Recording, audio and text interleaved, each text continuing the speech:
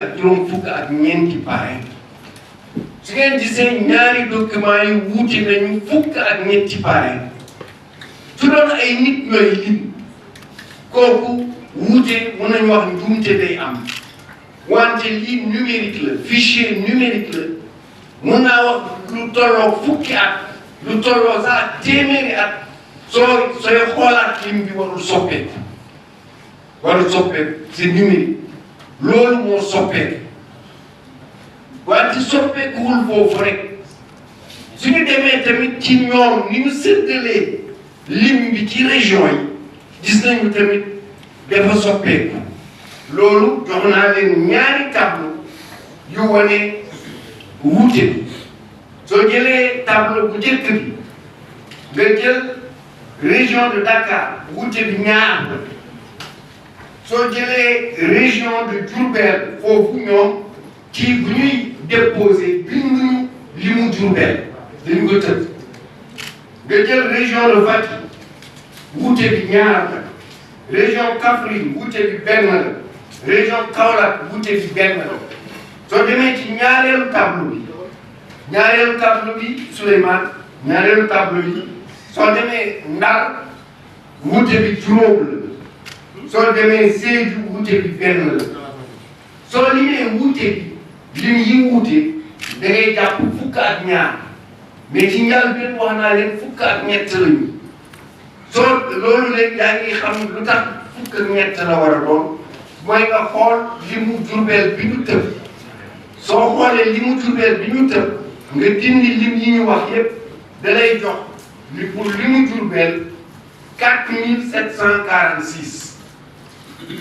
muy ñeenti junni juróom-ñaari téeméer ak ñeent fukk ak juróom benn xam ngeen bon day indi wuute benn ak lim bi nga xam ne bu ñuy saytu moom la ñu joxe muy 4745 donc benn bi foofu la jóge ci li mu jubeel mu delloo si nekk fukk ak ñett yu ñu gisoo lii mënul nekk ndax juróom-ñaari région et puis li ci gën a doy waar sax du lim boo xam ni bii day yokk bii wàññeeku yépp dafa wàññeeku yépp wàññeeku la mënul nekk li ma leen wax électronique la mën a dem ba téeméeri at du warul soppeeku bon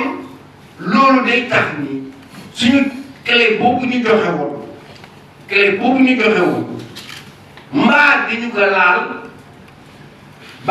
ko laal mbaa dañu ko jël beneen clé remplacé ko moo tax ma ni ñun de suñu clé bi ñu déposé woon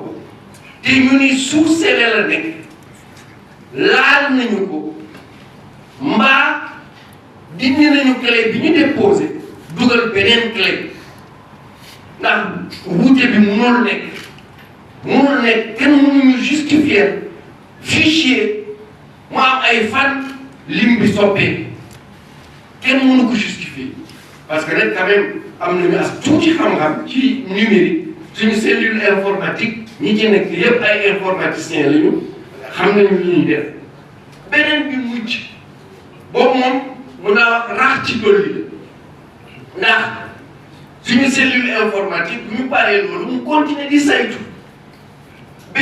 bari ci dem ci guddi rek benn mbir bu doy waar egsi bu ñuy xool ñi nga xam ne nee nañu kenn gisu leen ci fichier électoral bi xammee wu ñu leen ci fichier électoral bi ñu gis ci sama tur man ñi nekk candidat ñu seet parce que suñu gisee sa tur fekkee dañu juum ci bind tur bi mun nga wax ni ordinateur bi mun na ko bañ a xam ni application bi mun na ko bañ a xam ni wante ñu seet Mary Teuw amul njuumte ci ni ñu ko bindee ñaan amul njuumte numéro carte électeur bi amul njuumte numéro identification nationale bi amul njuumte date expiration carte d'identité bi amul njuumte bon données personnelles yi ñu laaj amul njuumte nan la ñu bañ a amee loolu ci fichier électoral bi te ñun gëm nañu biir nañu wóor nañu ñu ngi ci fichier électoral li ko waral mooy benn suñu coordonnatrice nationale des parrainages Yaay Sabel Ngom bu mu demee ci DGE ngir jël fiche de parrainage bi jox nañu ko suñu mandataire docteur Tabouré Agne bu mu demee di fay caution bi fale ci caisse de dépôt et de consignation nangul nañu ko mu fay ba jox ñu kayit yi ci war yëpp te yooyu nee nañu duñ ko jox koo xam ni sa candidat binduwul ci fichier électoral bi beneen bi moo di man am na lu ëpp ñaar fukki at ba léegi amul élection bu weesu te voté wu ma muy présidentielle muy député muy élection locale te voté wu ma fële ci Dakar Bango ci bureau numéro 1 ci naat bon loolu dafa doy waar trop yéen journaliste yi ak askan bi li am opération di teggi kenn par kenn ci jamono bu nekk ci opération électorale di parrainage candidat yi nga xam ne kenn bugg leen nguur yi bugg leen candidat yi nga xam ni ñoom ñooy won askan bi njaaxum yi nguur gi di def candidat yi nga xam ni ñoo àndul ak noot bi ñu noot suñu askan te tamit boole noot suñu réew ay lim bu tuuti di nguuru ci Sénégal loo xam ni amul benn njëriñ doomu askanu Sénégal lu dul fitna ak jàqare ak tamit nekkal bitim réew fii ci suñu réew moo tax ñu dellu si di wax ni ñun élection yu jub la ñu soxla élection yu jaar yoon la ñu soxla élection yu ñu dindiwul kenn ku war bokk ci élection yi li tubaab wax élection inclusive loolu la ñu mus a wax te it dañ koy dellu beneen bi moo di ñu ñaan conseil constitutionnel candidat yi nga xam ni def nañu recours ñu xool recours yooyu ku nekk ñu delloo la si yelleef ngir ñu bokk ci élection yi te ba léegi ñu am yaakaar ni conseil constitutionnel dëgg yu wër benn yi ñu leen woon te ñu yónnee ko moom it dana ko xool ñu am yaakaar dana doxal dëgg delloo suñu yelleef ñu bokk ci élection yi maa ngi leen di gërëm di leen sant jërë ngeen jëf. Merci président. Bon, encore une fois, président encore. Bon, avant de venir aux questions, nous allons donner la parole au président Amour. Juste xel baaxul day fàttali donc damay wax rek ñu ñaanal ndam suñu lion yi parce que jamono bu ne lii lu am solo wante la leen di ñëw tamit dafa bokk ci lii bégal askan bi or ñun ñëpp dañu bëgg askan bi bég donc ñu ñaanal ndam suñu lion yi jërëjëf. Merci président. Donc par la nuit des questions, avant d'en venir aux questions, nous allons passer la parole à M. Encore Diouf pour un mot. Merci beaucoup, Monsieur le Président. Monsieur le Président, je voudrais vous remercier très sincèrement de nous avoir associés à cette rencontre. Je voudrais, à travers cela, saluer l'initiative de la coalition Maïteri en 2024 Président, ma présence ici, c'est non seulement parce que le candidat est un ami de longue date, un camarade aussi, mais parce qu'il est tout à fait nécessaire de créer cette jonction de toutes les forces éprises de paix et de justice au Sénégal. Et cela pour une concorde nationale. C'est fondamental. En tant que composante de la société civile de ce pays et de l'Afrique, je me devais aujourd'hui être ici à vos côtés. D'abord pour se solidariser, mais en plus de cela aussi pour lancer un appel à l'endroit de toute la communauté nationale et internationale vis-à-vis de ce qui se passe au Sénégal. Monsieur le Président, aujourd'hui il y a une véritable menace sur la crédibilité du système électoral sénégalais. Et ceci appelle à une forte mobilisation de nos compatriotes pour garantir le droit. Garantir son droit, c'est de constater qu'il y a une différence par rapport à cela et ensuite de se battre pour conserver ce droit. Monsieur le Président, il y a deux postulats par rapport à la chose d'aujourd'hui. Il faudrait certainement, à mon avis, évoquer. Le premier postulat, c'est que c'est une aberration. Le parrainage est une véritable aberration, tant qu'il sera contrôlé unilatéralement par le gouvernement. On n'a jamais vu dans l'histoire électorale du monde un système de parrainage mis sur place,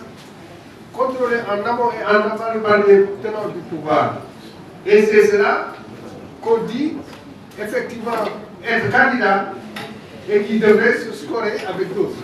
C'est une aberration. C'est l'absurde aberration que le Sénégal a connu depuis son indépendance.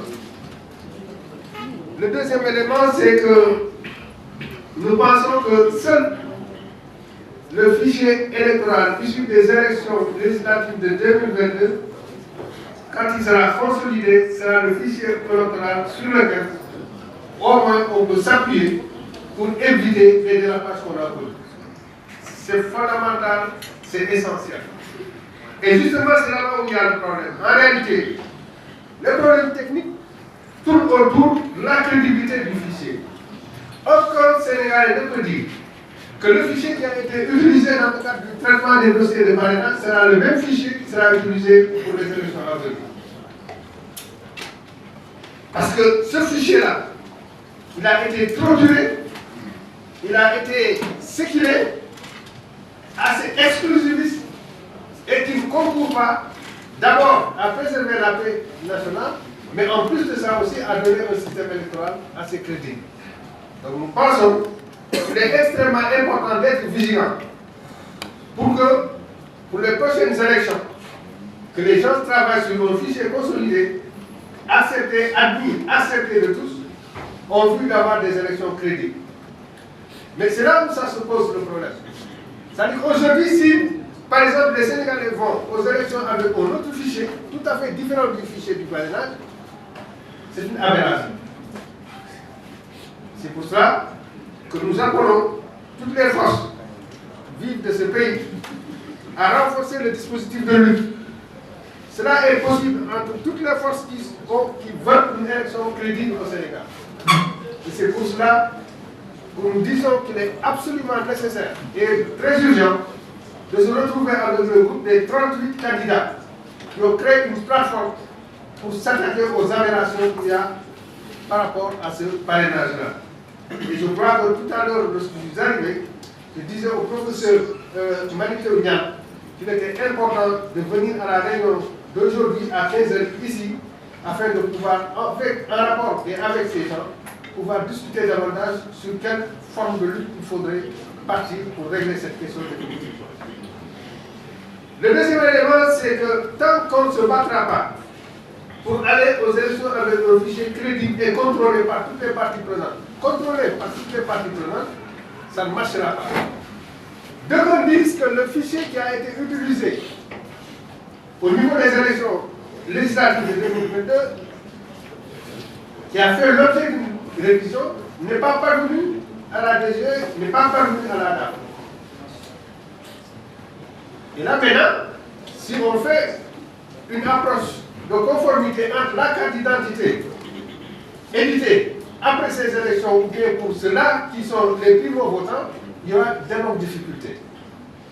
Mais tout cela étant, tant qu'ils n'auraient pas utilisé ce fichier-là et qu'ils auraient utilisé peut-être un fichier structuré au niveau des parrainages, il est clair que c'est une manière d'exclure les candidats qu'ils ne veulent pas voir dans la bataille électorale.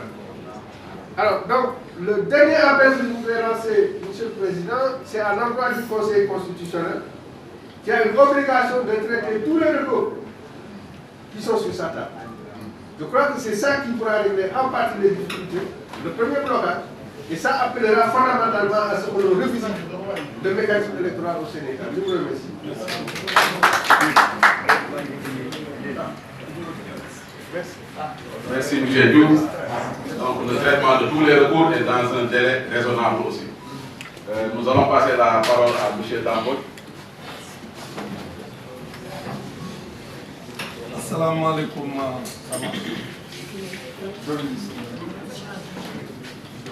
Assalamu alaikum mbokk yi ak xarit yi. maa ngi leen di nuyu yéen ñëpp kenn ku nekk ci turam ak ci santam. di wax ni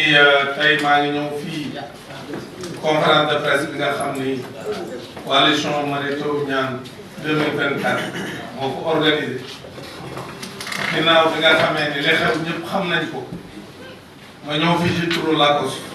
bi nga xam ne fa laa bokk mais ñëw ci diggante bu ma am ak Mary Teuw Niane ak xam ko ci taxawaayam ci réew mu nekk professeur bu ñëpp respecté moo xam ni képp koo xam ne yaa ngi Sénégal wala nekk bitim réew xam nga le professeur Mary Teuw Niane ci xam-xam bi xam ko ci dal gi xam ko ci valeur cardinale yi muy incarné parce que nit ku am éthique la.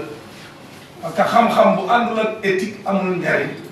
te moom xam-xamam dafa ànd ak éthique parce que kenn mësu koo gis ci lenn loo xam ni su ko waxee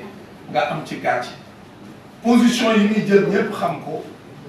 régulièrement muy wax ay position ci réew mi teg ko ci xam-xam nga xam ne képp kuy sénégalais gis nga ni ci coow yi am Sénégal lu ci ëpp Mary Teuw Niane bu ci bindee day indi leeral te loolu la ñuy xaar ci universitaire kon tey bu ñu demee ci élection boo xam ni comme ni ko ñëpp xamee élection mooy taaral démocratie parce que démocratie élection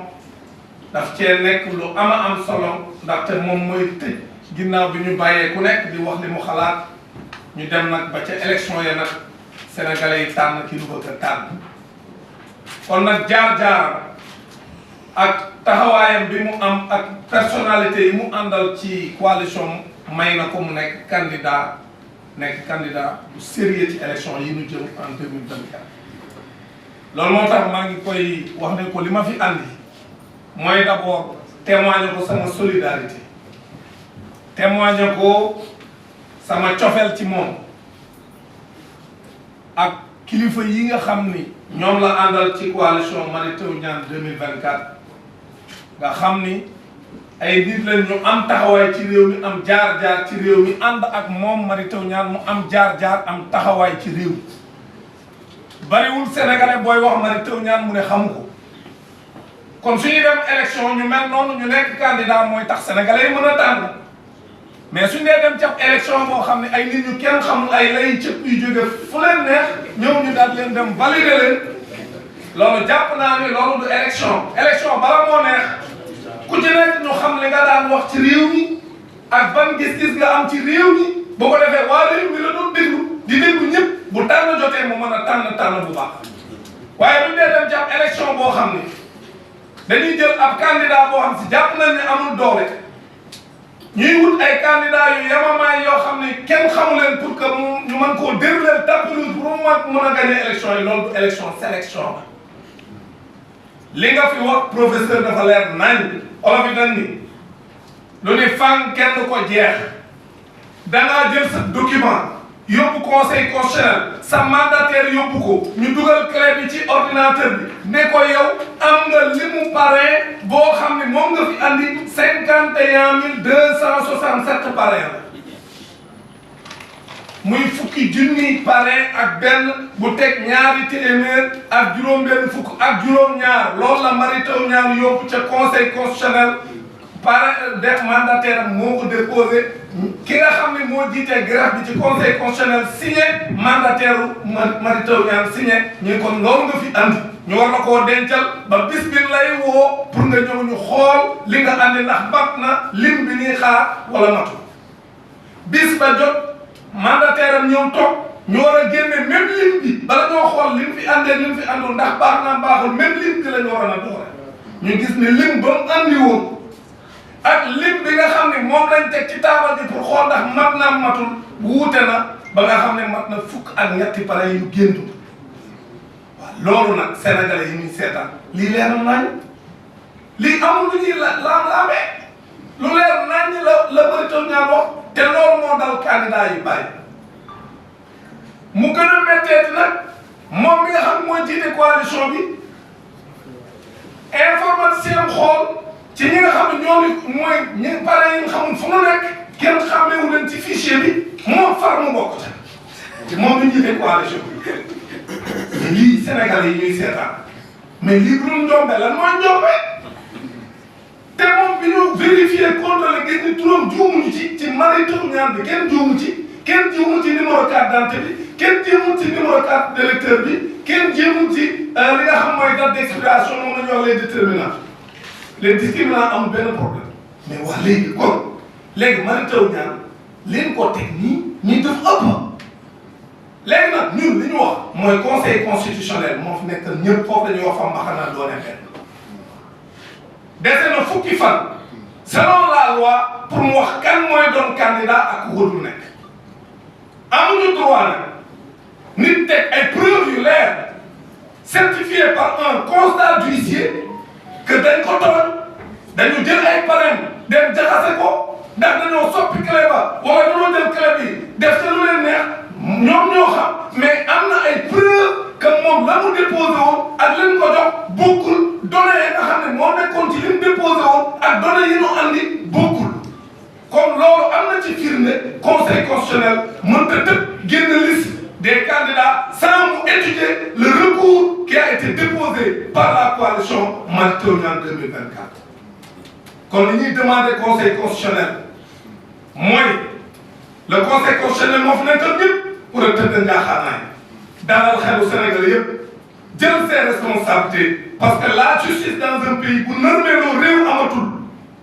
kon ñoom buñ taxaw rek di seetaan lii ñu leen di wax ay délai ak ay jours di def seen i deuxième tour bàyyi recours jàmbur yi nañu jël recours yi ñu étudier ko bu ko defee ku ci nekk li nga xam ne moom mooy sa àq ak sa yelleef ñu jox la ko bu ko defee le candidat Mary Teuw Niane nga xam ne Sénégalais yëpp yàkkamti nañ ko mu nekk candidat comme ñëpp bu ñu demee ci élection yi mu décliner programme am ci xam-xamam keneen décliner bu ko defee Sénégalais yi tànn kii mu bëgg a tànn mais conseil constitutionnel su bàyyee ab état nekk fii di jaay doole jël ab candidat boobu xam nañ ni amul benn possibilité pour gagner élection yi ñu bëgg koo éliminer candidat yi mu ragal surtout candidat yi am xam-xam parce que ki am xam-xam te jub moom la ñu war a dénk réew ñooñu nag Mary Teuw Niane da cee bokk Sénégalais yi nag ñooy àtte conseil constitutionnel la jël responsabilité parce que la justice est un pouvoir et il faut que le pouvoir arrête le pouvoir loolu la Montesquieu waxoon loolu la américains yi amee doole avec le système checks and balance system ku bëgg a jaay doole justice moo lay arrêté te nguur gi mi ngi jaay doole ab Sénégalais bon teg coalition ànd ceeg ay kilifa yu mag ay borom xam-xam comme moom Sénégalais yi am fu mu ko teg moom ñu war a dem élection ñu bëgg ko jaay doole ni ko doo bokk loolu teguwul ci dëgg képp kuy wax da ngay wax li nga xam si mooy avancé biirum élection yi buñ ci demee te candidat yi waroon a bokk yëpp bokkuñu loolu du élection kon professeur Mary Teuw Niane lii moom moo fi andiwul pour wax la je te réitère ma solidarité nekk ci sa wet nekk ci wetu ñi ñuy jaay doole ñëpp pour que sénégalais yi yëpp xam ni ñi war a dem yëpp dañoo war a dem conseil constitutionnel nag moom moo ci dese na fukki fan pour que mu wax recours yi lan moo ci am bu ko defee ku ci nekk li la yàqaloon ñu delloo la ko ñu wàññiwaat soo waree jàll nga jàll te ñun jàpp nañ rigueur bi ma xam ci Mary Teuw Niane xam ko ci ñenn ci ñi mu àndal ci coalition duñu ay tappalekat ñii duñu ay tappalekat donc suñ demee ci ay sénégalais ñu signé leen seen i parrain man gëm naa ne parrain yi leen signé baax kon suñ ko étudier Mary Teuw Niane romb na 44000 parrain xoolu sénégalais yi yu bëri moom Mary Teuw ñu ngi ci parce que sénégalais yi ñoo bëgg nit ku am xam-xam jub te mu ngi ci moom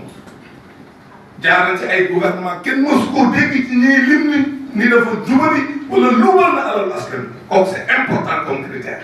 te sénégalais yi ñuy tànn dañ koy sóoraale kon nag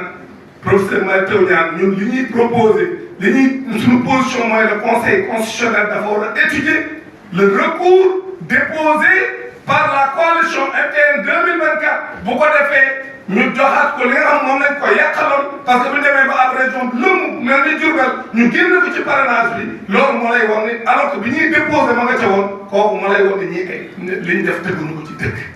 kon nag foofu laay tëjee di la wax ni daal am nañ mbégte pour ñëw fii fekkee sa conférence de presse te li nga fi wax lu leer la parce que soo waxoon na ne mu bett Sénégalais yi parce que nit ñi li nga xamee mooy rigueur scientifique bi nekk ci yow nga xam ne moom lañ la mooñaale en tant que professeur émérite loolu nga wane wax tey li ngay wax ci lu leer nga ko teg ay chiffres yu leer du loo xam da nga naan njort naa ak dégg naa da ngaa teg dut baaraam lii lañ def lii mooy yoon ñi ngi xaar nag ñu rétablir ma dans mes droits jàpp nañ ni conseil constitutionnel dina jël ay responsabilités mu étudier recours bi delloo la say parrain boole la ci candidat yi nga xam si incha allah ñoom ñoo war a sëgg bëre le 25 février 2024 Sénégalais yi àtte parce que Sénégalais ñoo moom seen ci kër gi maa ngi leen di sant di leen gërëm ak sant.